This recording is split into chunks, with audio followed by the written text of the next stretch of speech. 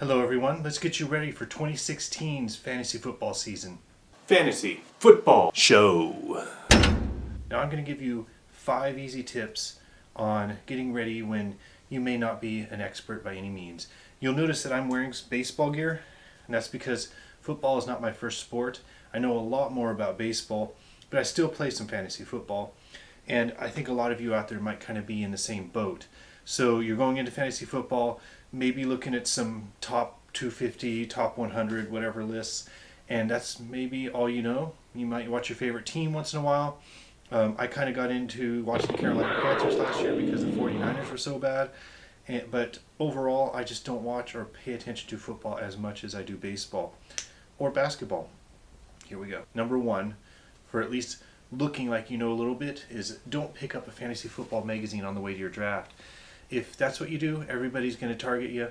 They're going to know that you're the rookie, and those magazines are always so out of date. You're going to find out that everyone else is way beyond you because they did their research elsewhere. Number 2 thing for me is when I show up for the draft, I usually brought a top 250 list, a very current one that I got off the internet, as well as a top list ranked by each position.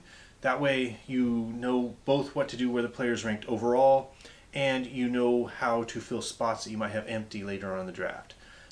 Now, I'm being old-fashioned there, but I would bring a handwritten list that had some players I was targeting, maybe some guys that I just think they're going to have good years, guys that I think other people might overlook, but will help my team out. Usually just those 3 items. Those 3 items got me pretty good through a draft. Number 3 is research a little bit, but not too much.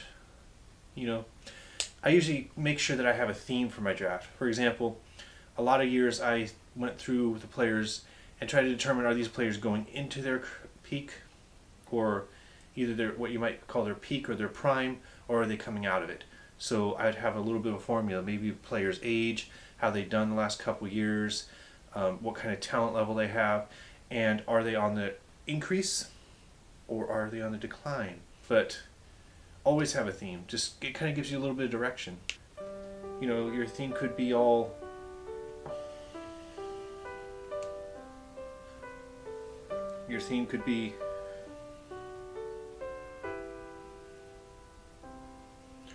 Number 4 is on draft day, don't cave into trash talk. That might make you do desperation or panic picks. Fire right back. If a player talks to you too much, you use one of our draft picks to take his mom. That makes you his new dad, and then at that point he's got to do what you got to say.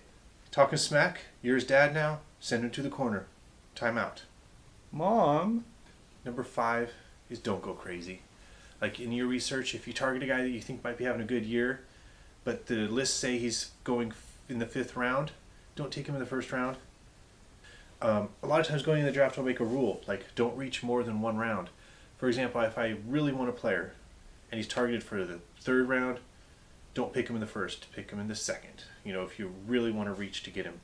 A typical rule I have is that there's people making these top 250 lists and all that, whether you go to NBC or ESPN or wherever to get that list, those people are probably smarter than you, no matter how delusional you may be, and delusional how I may be. Do not go crazy in altering those things. Add your own personal touch so it's not plagiarism, and then just go do it. Alright, I hope that gets you a little bit ready for the fantasy football draft. I'm glad you spent a little bit of time with a guy that knows just a little bit about it.